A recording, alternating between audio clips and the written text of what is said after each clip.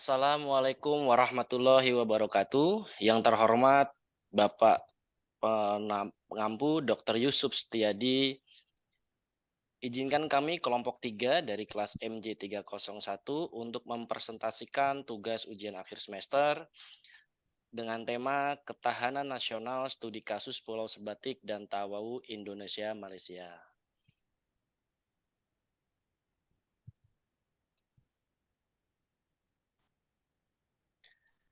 Izinkan saya untuk memperkenalkan anggota kelompok. Yang pertama ada Rasefa Arafiah, yang kedua ada Andi Purwanto, yang ketiga ada Rita Lianti Hasan, yang keempat ada Syarifina Fitri Aprilia, yang kelima ada Jahrul Bari, yang keenam ada Satria Rauna Prayogi, yang ketujuh ada Siti Aisyah, yang kedelapan ada Supriyatin, yang kesembilan ada Andri Yanwar, yang kesepuluh ada Ade Syah Putra.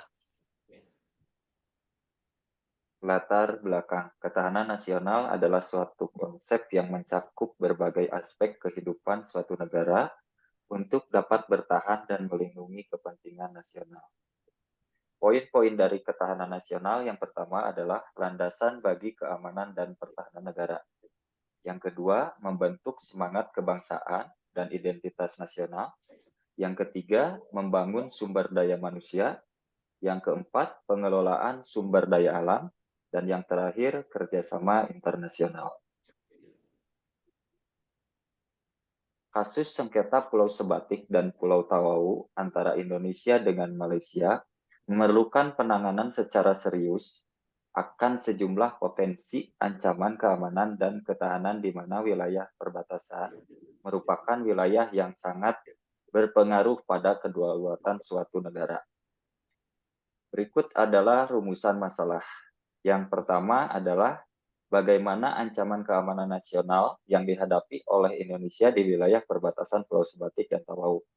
Yang kedua, bagaimana dampak ancaman keamanan nasional di wilayah perbatasan Pulau Sebatik dan Tawau terhadap ketahanan wilayah Indonesia. Dan yang terakhir, bagaimana upaya pemerintah Indonesia dalam mengatasi ancaman keamanan nasional di wilayah perbatasan Pulau Sebatik dan Tawau. Adapun pembahasannya sebagai berikut.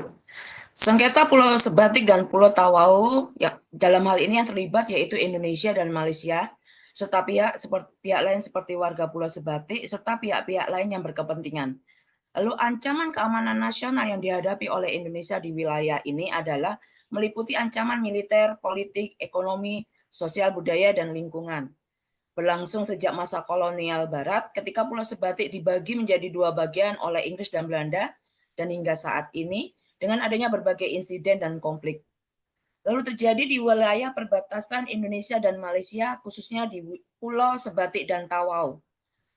Pulau ini memiliki luas sekitar 433,84 km persegi dengan bagian utara milik Malaysia dan bagian selatan milik Indonesia. Lalu adanya ketidakjelasan dan ketidaksesuaian dalam penetapan batas wilayah antara Indonesia dan Malaysia di Pulau Sebatik.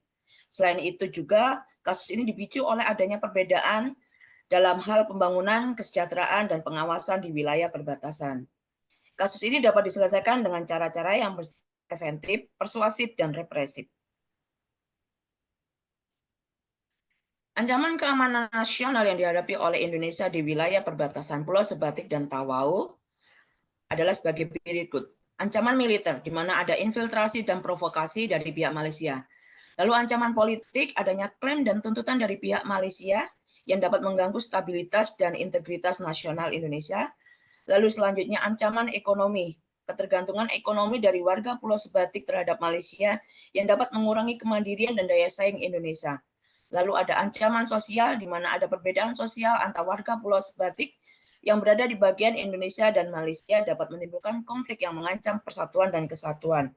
Lalu ada ancaman budaya, di mana dapat menyebabkan lunturnya nasionalisme yang dapat mengurangi loyalitas dan ketaatan terhadap Pancasila dan Undang-Undang Dasar 1945.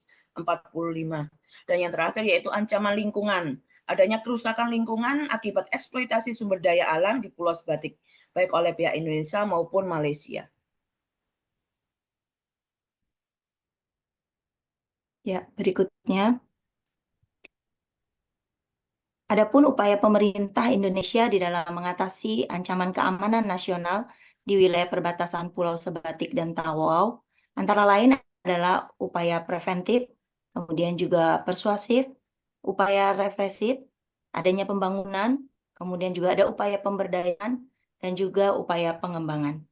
Adapun dampak ancaman keamanan nasional di wilayah perbatasan Pulau Sebatik dan Tawau, antara lain dampak positifnya adalah meningkatnya kesadaran dan tanggung jawab pemerintah dan masyarakat Indonesia terhadap pentingnya menjaga dan mempertahankan wilayah Indonesia, khususnya di wilayah perbatasan.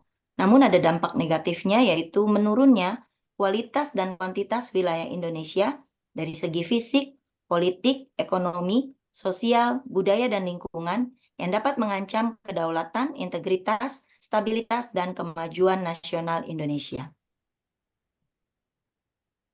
Berikut ini adalah kesimpulan dan rekomendasi dalam konteks sengketa Pulau Sebatik. Konsep ketahanan nasional dapat diterapkan dengan menyelesaikan sengketa secara damai melalui negosiasi atau perjanjian bilateral antara kedua belah pihak, kemudian juga meningkatkan kesejahteraan dan kualitas hidup masyarakat di perbatasan dengan membangun infrastruktur, pelayanan publik, pendidikan, kesehatan, dan lain sebagainya, juga mempertahankan kedaulatan dan integritas wilayah dengan meningkatkan pengawasan, pengamanan, dan penegakan hukum di wilayah perbatasan, dan juga kerjasama antar kedua belah negara. Kemudian sengketa Pulau Sebatik merupakan masalah yang kompleks yang membutuhkan penyelesaian yang komprehensif dan berkelanjutan. Lalu juga menjadikan konsep ketahanan nasional sebagai acuan bagi Indonesia dan Malaysia dalam menyelesaikan sengketa, dan juga penyelesaian sengketa dengan mengedepankan diplomasi, kerjasama, dan kesejahteraan tanpa mengorbankan kepentingan nasional dan kedaulatan negara. Terima kasih atas waktu dan kesempatan yang Bapak telah berikan sehingga kami bisa mempresentasikan tugas kewarganegaraan sesuai arahan Bapak. Kurang lebihnya kami mohon maaf jika ada yang kurang tepat dalam membuat dan membawakan materi. Besar harapan kami dapat mendapatkan evaluasi serta arahan dari Bapak. Akhir kata kami ucapkan wassalamualaikum warahmatullahi wabarakatuh. Waalaikumsalam. Waalaikumsalam.